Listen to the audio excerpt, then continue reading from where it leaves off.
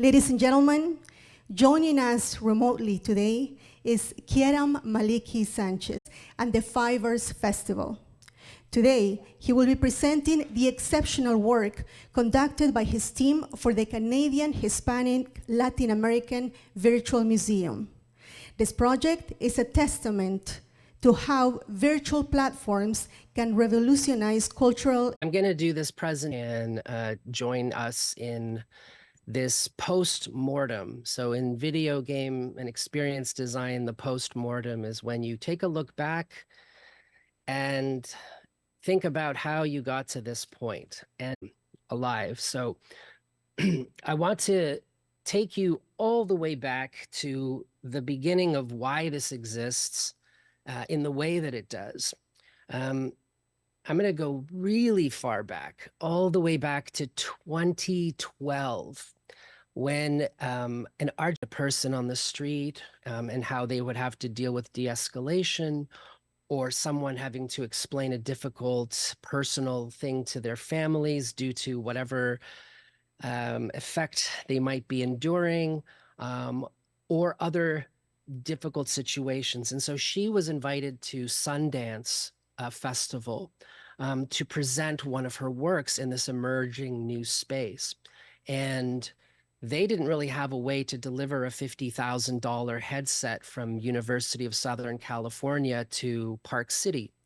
So one of her interns, or one of the interns at USC, a gentleman named Palmer Luckey, put together a little makeshift rig so that they could take this portably to Sundance. Of course, that rig and all of the people that created the origins of that rig ended up becoming a company called Oculus, which first had a Kickstarter for $3 million and then was bought by Facebook, which is now called Meta, for $3 billion about 2 years after that. Roughly around that time, I was in the indie game world, and I noticed a pattern that video games stopped having guns and stopped having even goals, and people were just doing something called walking simulator. That would mean they would go into a rich, immersive space on their computers and just walk around and just look at things and just think about poetry and the environment and what could have been there. And I thought, this is weird. This is a weird trend. What's going on here? And I started to see at the National Association of Broadcasters conference and at the Indiecade Festival, this trickling and this murmuring of VR making a big comeback. So I started my conference in 2015 and my festival to address this idea that we were moving into a new paradigm of immersion media. At the same time, the photography world started to stitch together multiple pictures to create panoramas and then even do it with video. So we started to see multiple cameras stitched together, playing video in 360 degrees. And all of this was boiling up at the same time. And so I started a festival called the Festival of International Virtual and Augmented Reality Stories. That was inspired by things like the Toronto Film Festival, where I had, thanks to my mom, gotten access to a lot of really cool screenings. And one of the things that most stuck with me and probably changed my life over and over were these films that would be brought in that would only have one screening ever. They would show life in a small village in the Philippines, or in the arid climates of the Netherlands, and showed us these pieces of the world that we simply never get access to. And I wanted that to be a part of the immersive future that we would be living in. So this is a perfect project to continue that hope.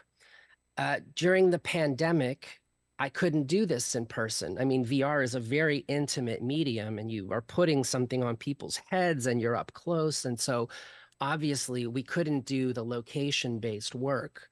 And so me and my lead developer, James Baikayanu, worked together using the Janus platform, which was an immersive multi-user environment for VR, created by other Torontonians, James McRae and Dr. Karan Singh at the University of Toronto. And eventually they were not able to keep this commercially going, although it had contributors all over the world. And so they left it as an open source code that anybody could pick up and use without restriction. And James Bakayanu took this and converted it for the web. And I knew that this was the fastest engine that was out there. It was capable of doing incredible things with 360 video, with avatars, things that no other platform could really do at the time. And so I went to James during the pandemic and I said, listen, I got to figure out how to put this festival online so we can keep it going. And I know that this platform can do 360 video better than anyone. So we spent 3 years improving that platform, making sure that we had the highest resolution, instant loading, no buffers, no proprietary downloads, so that anybody in the world could watch 360 videos curated and also hang out with each other. Well, Elvira Sanchez de Malicki, who has always been a very media forward person, said, you know, we should look at that thing that you've built and see how we could use it to represent the Latin community and its diaspora, because it has so many different things we could present in 360 video and have a virtual museum. So that brings us to the present. I said, oh God, please no, that's going to be so hard to do. Now, when I say that, I really mean, okay, I guess we're doing this, so let's make it work. Web 3D is very hard. It's just hard to do because, quite frankly, it doesn't really exist yet. Apple barely has support for the spec, and most people, are not familiar with how to code for it. I won't go into all the details of the code, but I will say that every room of this museum has a minimum of 2,500 lines of code, which if you were to copy and paste it into a Google Doc would be about 75 pages worth of code per room. The reason for that, I will explain now. But the value of it is what I want to get across first, which is accessibility. When you approach funding agencies in Canada over the last few years, they had pulled back a lot on virtual reality. And the reason for that is the socioeconomic barrier. There's many barriers. There's the fact that VR can be expensive. There's the fact that you have to have a good graphics processor. There's the fact that you may not understand normal gaming convention for controls. There's the language barrier. There's all sorts of things. There's accessibility. And so they don't want to go funding things that only a very select elite few will have access to. So we built a museum, which is now a use case, a prototype for the future for many different communities to be able to look at and take some of our learnings from. That means that it has to load instantly. It means that there can be no buffer time, that you don't need a super fast connection. It means that you are able to access everything on the screen easily and in any language. If anyone in the audience does not know what UX means, it stands for user experience, and the whole way of thinking about how we interact with an interface from the position of the participant. That means we can't just assume that because we understand it, that other people will understand it. And it's really removing all of our implicit biases and assumptions so that the last person in the line can truly intuitively interact with the environment. Have we succeeded? Oh God, I would never say that we have succeeded 100%. Have we tried very hard at every layer? Yes, we have. Is this museum finished? Oh, it certainly is not. Look, even if I told you that it was, the web itself is a very mutable, fast changing environment. Not only is it not like a program where you just download it once and run it on your computer, but every browser is different. Every browser has constant and different updates, different concerns. And so whether you're using Chrome or Edge or Firefox or Safari or Brave or Vivaldi or Opera or any of the other browsers out there, we have to also take that into consideration. What are the edge cases? What are the things that will benefit the most possible people versus the ones who have a singular problem? James has to look at the platform as a whole. If we make an adjustment here, who else does it affect? So I think that this has been a really enormous success in pulling together a variety of challenges. Let me take you a little further back in the journey and show you some of the early concepts from the show. At the beginning, it was like, how do we do this? How do we represent this museum? And the idea of circles was really important, of things that are in the round that can be accessed from all sides. If you're not familiar with the term orthogonal, it means up, down, left, right, and square. In civilization, we tend to live in orthogonal spaces, in boxes with walls that separate us at right angles. It's inorganic, it's unnatural.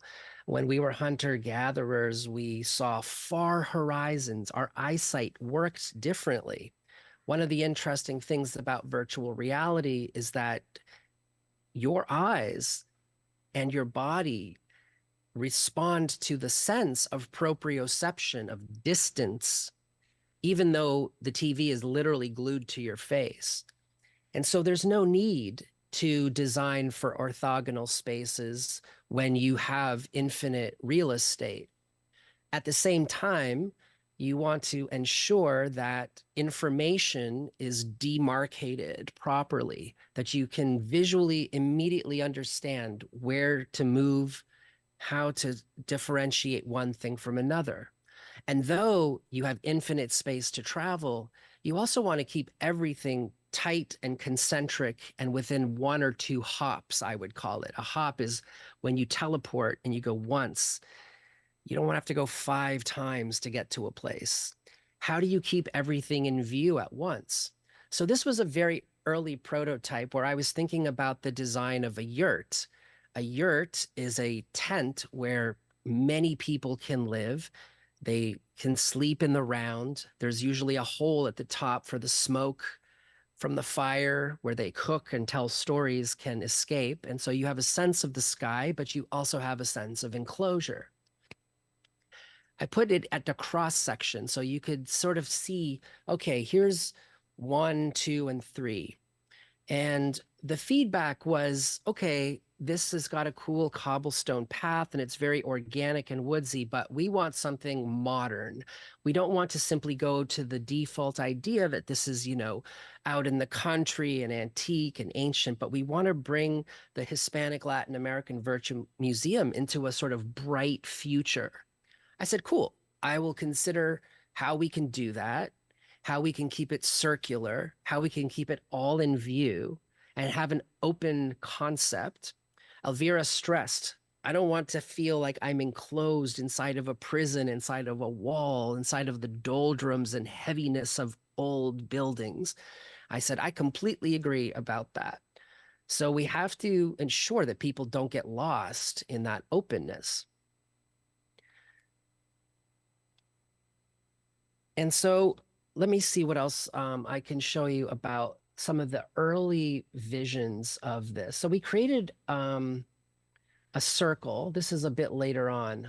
Here's the first design that came from the yurt design. We said, what if we have a central circle and then these 3 exhibits at, 65-degree angles? Well, the problem here was that you would only see one at a time. The funny thing is that after a lot of different iterations, we sort of ended up back here, as I'll show you later. But at the time, we were concerned that you would only focus primarily on one and not the others. So a second version put the three circles in the center, and you would be on a ring around the outside looking inward. But something became evident. First of all, we put a temporary flag and we said, no flags, because a flag would seem to represent that these costumes are from one country. But many different countries share some of these customs and costumes and heritage. So there is no one country to which they belong. So we'll have to find a different way to represent that. The other problem with this is that these costumes, which we are capturing, they are each about 4 to 6 gigabytes of data, and they take up 15 million polygons, which obviously you can't render to a web screen instantly. It would take, 30 minutes to download just one costume. So we could not put all of the costumes in one room and have them at a high enough resolution to make sense of this. The process of capturing a costume in 3D is called a volumetric capture or photogrammetry. And it was pretty hard to find a studio anywhere in the world that could capture such detailed costumes. It's one thing to capture, a sports action pose when someone's wearing a soccer jersey, but it's quite a different thing when the actual point of the museum is to capture extremely detailed costumes that have sequins and fringes and buttons and textiles and different shapes and shininess all together. So this was not ever going to work. This was just too much on screen at the same time. I reached out to a concept artist. Once I got to around, let's see here, if I can open this picture. Once I got to around this, no, this is even later. So let's say we were here. Hang on, here we go. So then we got into this sort of circular idea, and this was too enclosed, but we thought, what if you're standing in the center of the yurt and there's a light source at the top? We went through asking, Midjourney for some ideas, and it gave us some pretty cool high definition concepts. I'm just trying to find here concept inspiration. Here we go. So I asked Midjourney, which is a generative AI tool, to give me some notions based on, I want circular, I want open, I want a museum, I want you to stand in the center, and it gave me some pretty good stuff. I said I want earth tones, and I loved this sort of ring up at the top that had like some sort of a projection, and then a second layer below it that had these paintings. It was quite interesting. The problem was it was a bit static, and it's sort of like dead on arrival. It's beautiful to look at, but you don't really need much more than a picture to get the idea. But it did give us some ideas. Another one that it showed me was this beautiful idea of putting a sort of sphere behind the costumes, backlighting them. The problem with this picture is that it uses this beautiful, natural, diffuse lighting that you would get in a cinema, but recreating that in Web 3D was not going to work because soft ambient wraparound light like this is very computationally expensive. And you probably wouldn't get this result on a lot of devices. You might get it on some, but not on all. So this was really not possible, and we had to just take some inspiration from it, but then stop there. Another thing that happened was that Elvira at the time went to Brooklyn to see this museum. I think it was of African American fashion, or maybe just African fashion design. But we saw that a lot of the things that we were building, like these white circular platforms and this ultraviolet light, is exactly happening in this museum. It came that we were doing it, and then we saw that they were doing it, not the other way around. But this allowed us to take some things into consideration. Like, hey, what's cool is that in VR, you don't have to have columns to hold up the ceiling. So we don't have to have these columns that are in the way, and we don't have to have a ceiling. But it was nice to see how the contrast of the light background and the foreground worked together, and this sort of uplighting UV. And you'll see some of that in our final product. So another thing that was really nice was this super strong color contrast. These solid, basic colors, instead of having an overly busy background, just the way that this really popped out the costume without being drab and dead. And another concept was that Elvira has sort of got this obsession with facets, faceted jewels and diamonds. She likes that way that a diamond can reflect many different colors all at once, and the way that you turn it will have a constantly evolving vision of a static object. So at first I thought, oh God, how do we pull this off? But I think you'll see that we got pretty close in the end. Every single one of these things had an effect on the final output.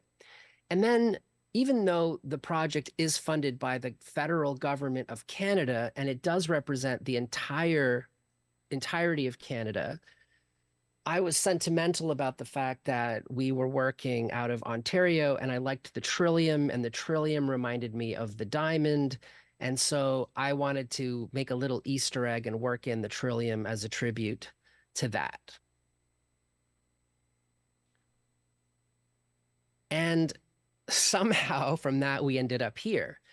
Now, I found a company called Objects Unlimited in Islington, who you sometimes will see at a trade show. They'll say, hey, we'll scan your grandma or your cousin, and then we'll print a little 3D statue of them for you. Well, in order to do that, they have like a little circular globe, and you stand in the middle of it, and 128 cameras take a picture of you at once, and then they have the software to stitch all of those pieces together.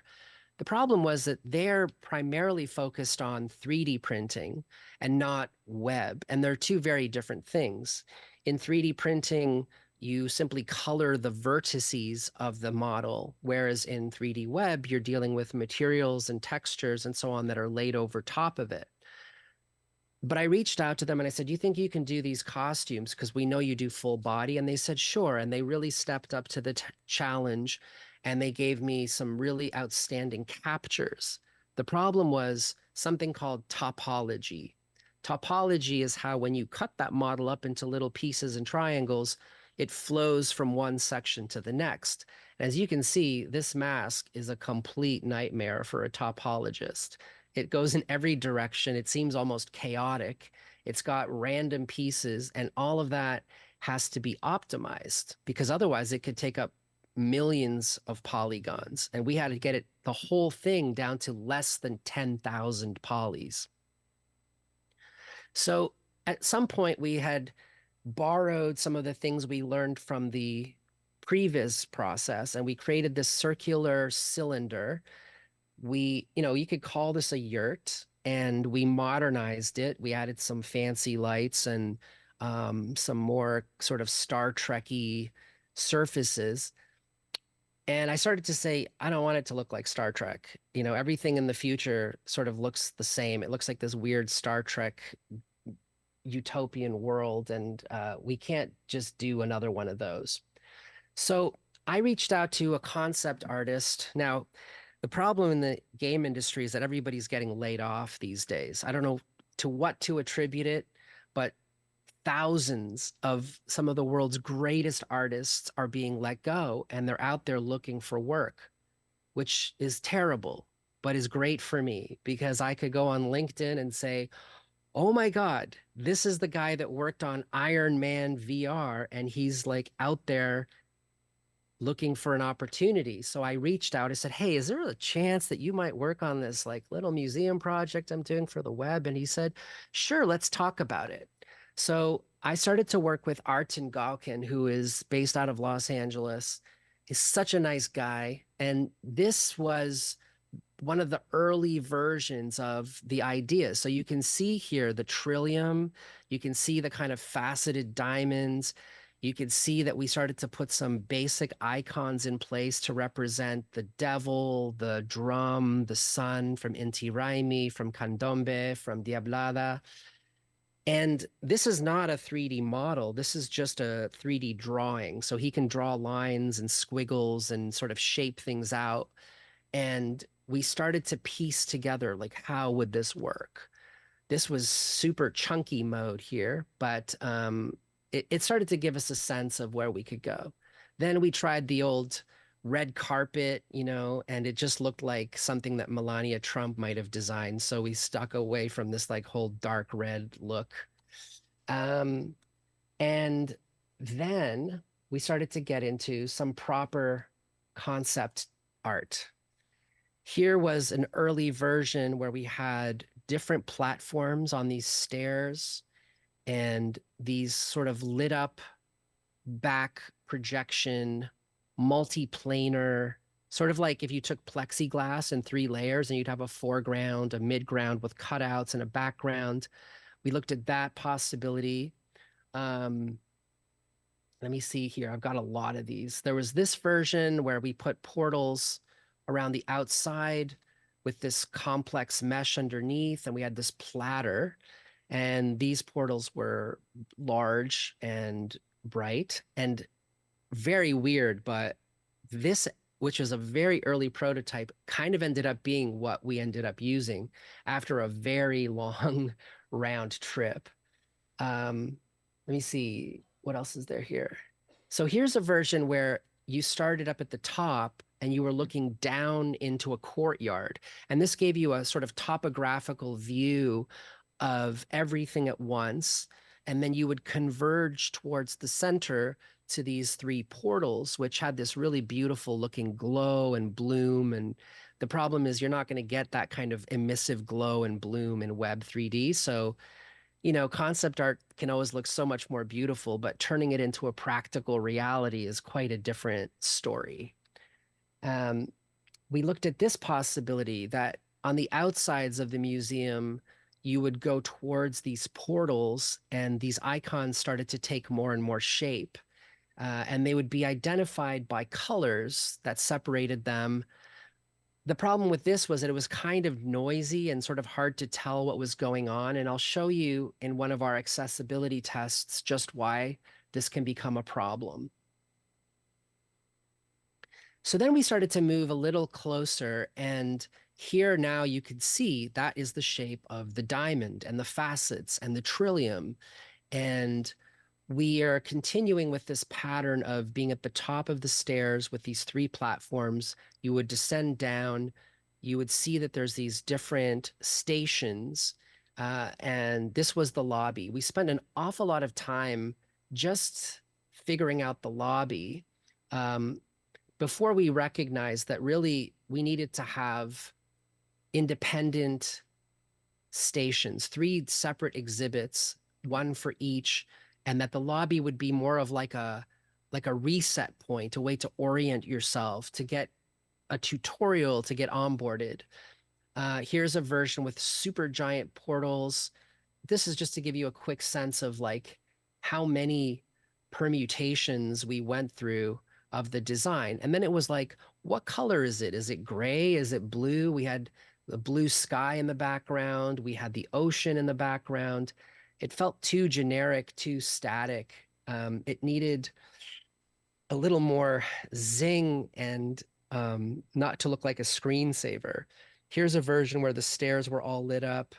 I could go on and on about this. And then we started to get into the yurts themselves. And we said, what will they look like? How will they match the lobby? And here's a version where you can see us drawing on the canvas. We had these external screens where we would project things on a curvature. We wanted the design here to sort of echo the top and the bottom and have this flow that was a continuum. You can start to see here the UV light that's coming up from under the platform. And again, this is just a 3D drawing. It's not really a mesh yet at this point. Here's another angle of the skybox, the structure, now that we had opened up the top. So it's almost like a magnifying glass looking down at this artifact. How the back plate. So what is this back plate for? Do we project things on here? Do we put a textile? Do we put pictures? What color is it? Should the icons go there? How do we mitigate confusion? And something interesting is you could see how small people were supposed to be in this space because we had talked about how if you go to Mexico and you see the giant statues, or if you go to Peru and you see these giant statues, we wanted to have the effect of like godlike entities.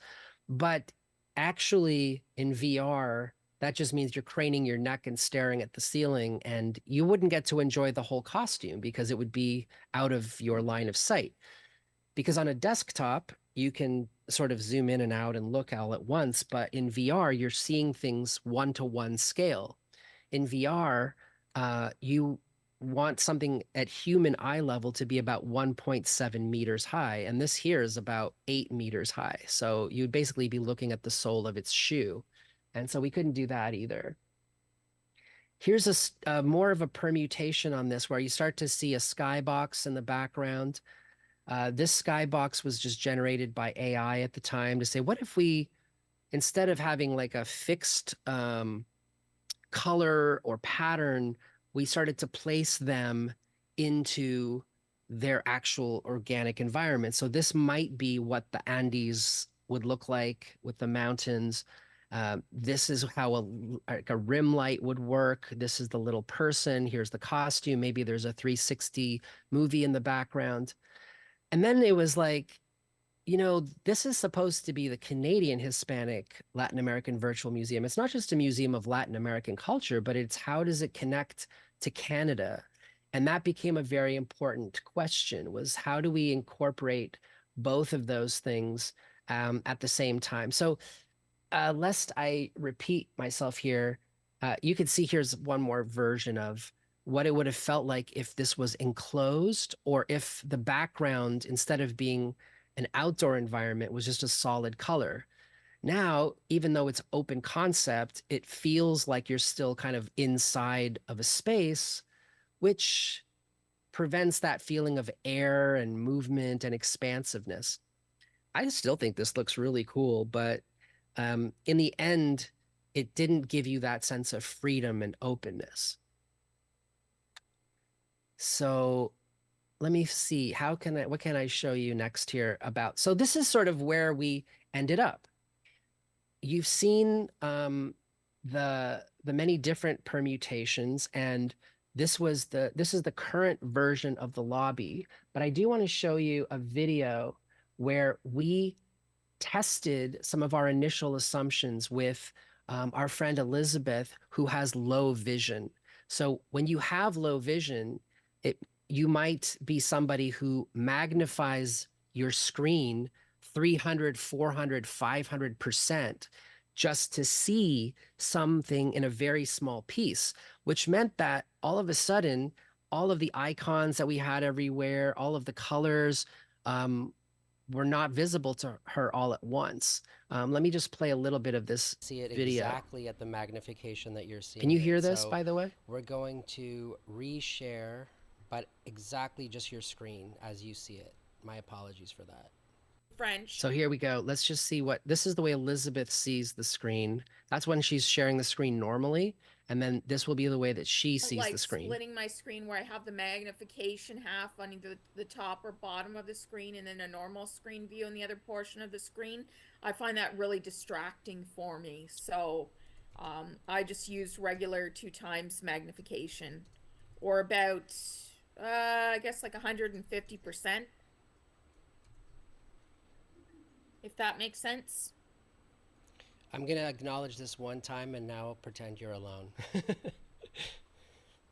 Okay. So I don't like the color of the text with it being kind of this orangey brown color. It is not a good text choice for people that are blind or visually impaired. I prefer black text or red or blue. It's just good color contrast against a background. I'm trying to see what I would be drawn to. Oh, there's also something in here I'm seeing right below here. There's some yellow text below a spinning icon or something. I don't even know what that text is. I can't read it. It's too small for me. It's too hard to see. So I think So you get the idea that there's a lot more to the ultimate design, right? Here, because it's 3D, things that are farther away are also smaller because of perspective. And depending on where you're standing in the room, particularly if you were to have free roam, means that things will stack up. That means text is now behind something or it's hidden by something. We had a lot of problems to fix here. It was very evident. Now, I will tell anybody out there who ever wants to design any experience for any reason, for any audience, do accessibility testing and do it super early.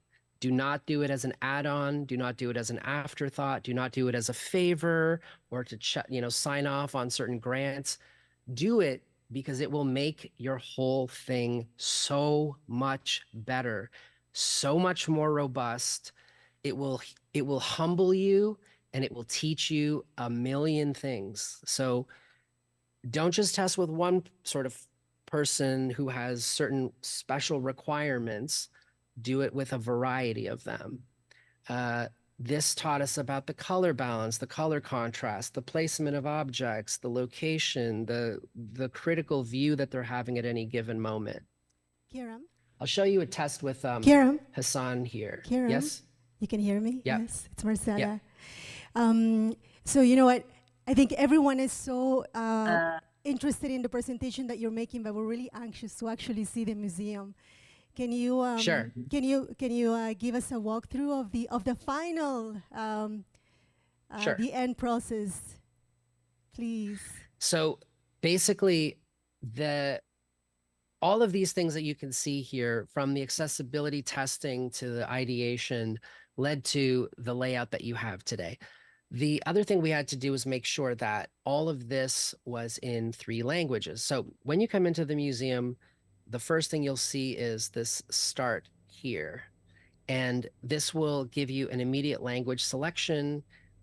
And then you can step through all of the affordances of the accessibility and then how to navigate the interface and how to use the top menu and how to come back to this tutorial. And just to make sure that you start to experience the first camera move, which brings you to a waypoint like this, which can take you to different locations. And these are the portals that will take you to the different yurts. Clicking on these icons will show you the 3 different stargates to go to those locations. Clicking home brings you back to the reset position. Clicking the eye will hide the UI in case you want to be in photo screenshot mode. And then you would click this VR headset down here to enter in VR when you're in the browser. Clicking this will show you what all these tooltips actually mean. And then the hamburger menu is going to give you the options as a fast travel so that if none of that makes sense to you, you can just jump into the place you want. Now, I'll leave this in Spanish for you, and you would click here to enter into the first of the yurts. Finally, I can show you the design. So at first, what you experience here in Candombe is you see the whole vista of the yurt. You see the icon in the background that it's 3D. There's a zoetrope, which is a reference back to early film and how it was done, giving you a constantly moving and changing image of the world as opposed to a static one. It adds some energy, but also for the organization, it means that they have dynamism without having to spend all day long on free video bandwidth. So it's more sustainable. Once you click the Start Here button, you open the information flow, and this is where Marcela and Rosario's work starts to come into picture.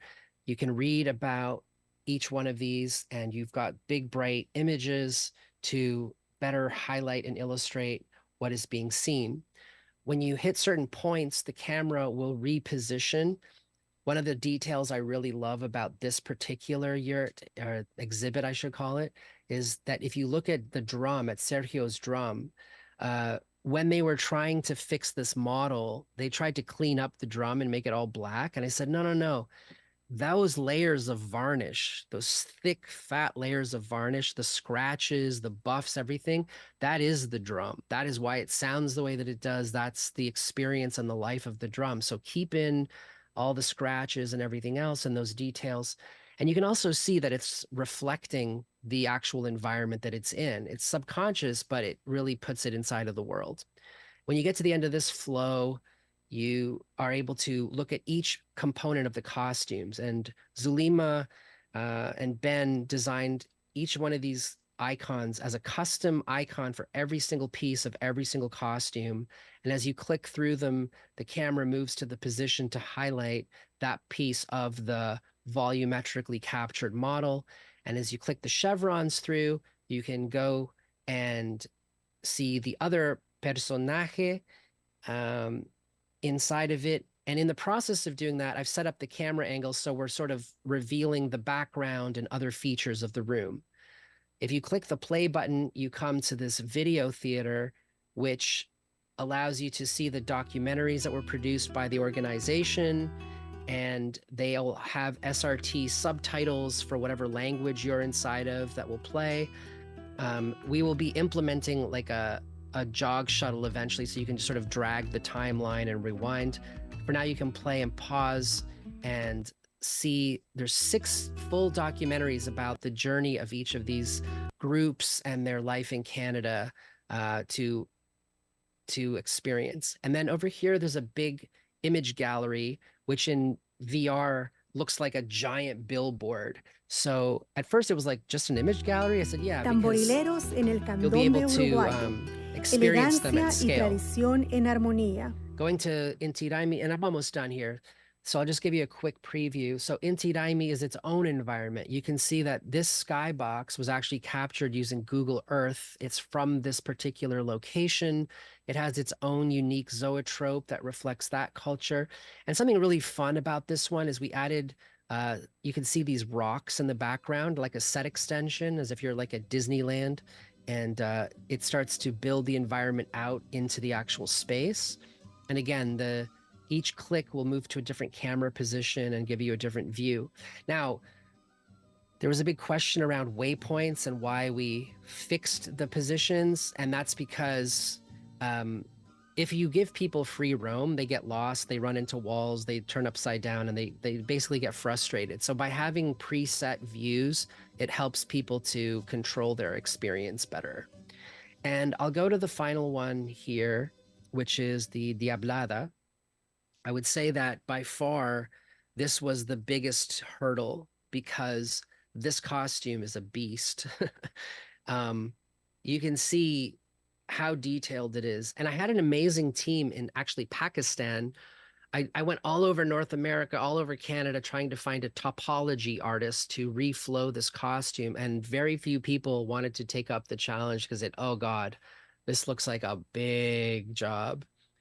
But I found a really amazing team in Pakistan who does nothing but topology all day long. And Zishan worked with me. There was about 12 versions of this model before I was satisfied to get this right.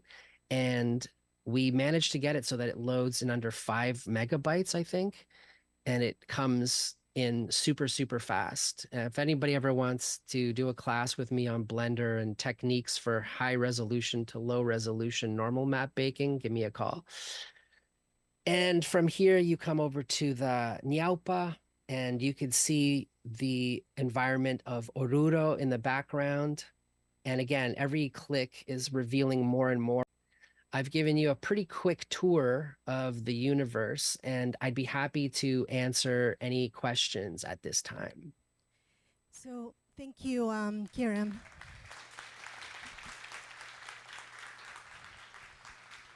Thank you.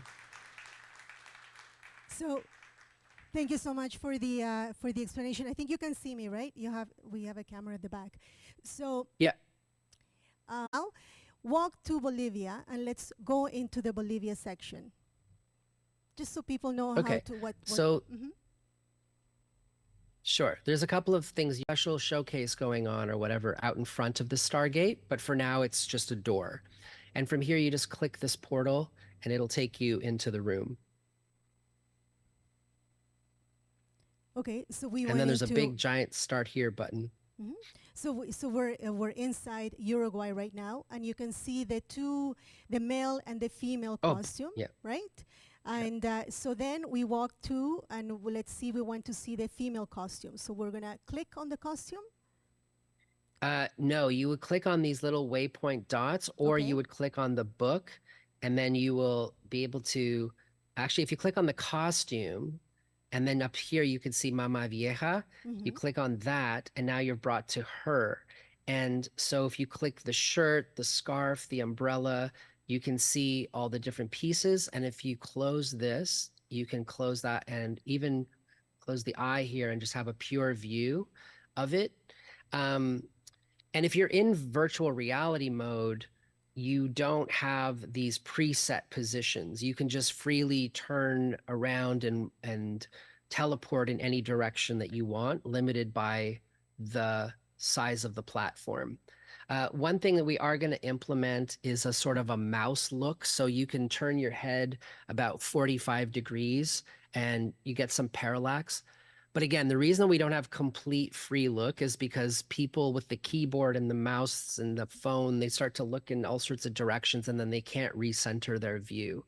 So this helps to give you a more consistent experience. Muy bien, lo que hicimos entonces fue tomar dos personajes de cada uno de los países que participaron. De Uruguay tomamos a la mamá vieja y el tamborilero. En Bolivia nos concentramos en el carnaval de Bolivia, pero escogimos dos personajes porque el carnaval es bastante extenso.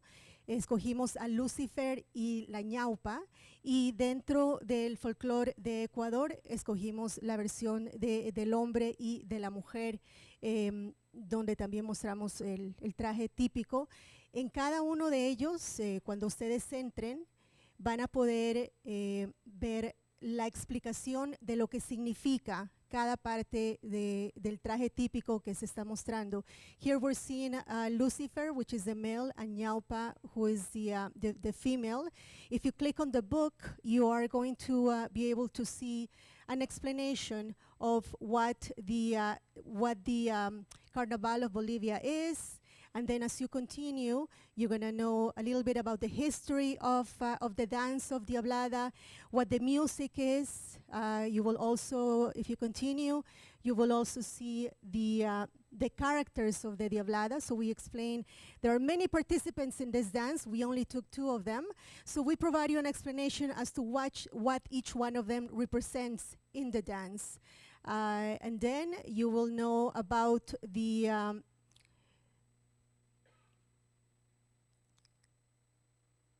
explanation of the character itself. And that's what we aim to do for each one of the countries that we presented in the museum, for people to learn more about what each one of the costumes and what the dance and everything represents. Thank you so much, Keram, for this. When you go home, and we're going to be sharing the link with you so you can go home and you can navigate. There is, you can also navigate on your cell phone, although the experience is better if you do it at home on a computer. After this, I think we are going to be showing the videos, Elvira, yes? The what? Yes, before we show you the videos and before we let Keram go, he's very passionate about this, and I think we have some questions here. Keram, be ready. Raise your hand, please, if you have a question. No? Sure. I do want she to. was I just want to waving. add one more thing, which is that when the museum was very much just a general idea, uh, Elvira wanted to represent all of the incredible things that the Latin American Hispanic diaspora does. So it was like, oh, we have authors, we have politicians, we have organizations, we have everything. And Sarah said, well, that's not what a museum is. A museum is a small, bite-sized thing that you can focus on. And so I was reminded of a exhibit I saw in San Diego about um, border crossing from Mexico, refugees coming into Texas. And the whole thing was represented by a sandal that had been left behind by a young girl and her Sony Walkman. And I was so emotionally moved by just those two little artifacts. And I thought, with a costume, my sister actually used to study textiles, and she went to China and Peru to see how a culture is woven into the fabric of a textile, the story of a people. And so all of those things together was like, what could really tell the story of a people is a costume. And little did I know that we had these crazy detailed costumes from all of these different places, which I've had just a thrill of learning about. But each piece of the costume, it's not just about costume design. It's that every piece of the costume exists for a reason. It's this scarf, it's these shoes, it's because of this environment, it's because of this ritual, of this custom. And so that's why there's a heritage ceremonial costume exhibit, because it can tell many, many stories through a single artifact. And just so you know, the picture, the image that you see in the museum, like for example, right now you see the Lucifer image. It's not a picture; it's an actual person. The person dressed in the costume, and we went to a studio, and there was actually a scan done around the costume, and then the image was transferred. So it was a really cool process. So we actually had live people, like the lady who I introduced earlier, and Sergio from Uruguay here. He did the drum presentation. They were actually dressed, and they were standing. It was a full day of this happening around them, and so it was a very, very cool and interesting process. Does anybody have any questions? ¿Hay alguna persona que tiene alguna pregunta? No? Muy bien. I think, yes, Mauricio?